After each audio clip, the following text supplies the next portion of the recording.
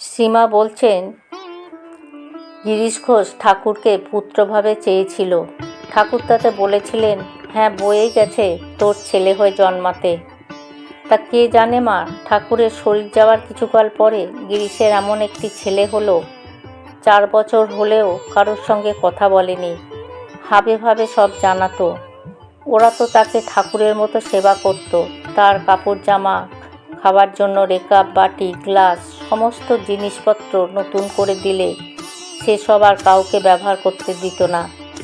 গিরিশ বলতো ঠাকুরই এসেছেন, তা ভক্তের আবদার কে জানে মা। একদিন আমাকে দেখবার জন্য এমন অস্থির হলো যে আমি উপরে যেখানে ছিলাম সকলকে টেনে টেনে সেই দিকে উ উ করতে করতে দেখিয়ে দিতে লাগলো। প্রথমে কেউ বোঝেনি, শেষে বুঝতে পেরে আমার কাছে নিয়ে গেল।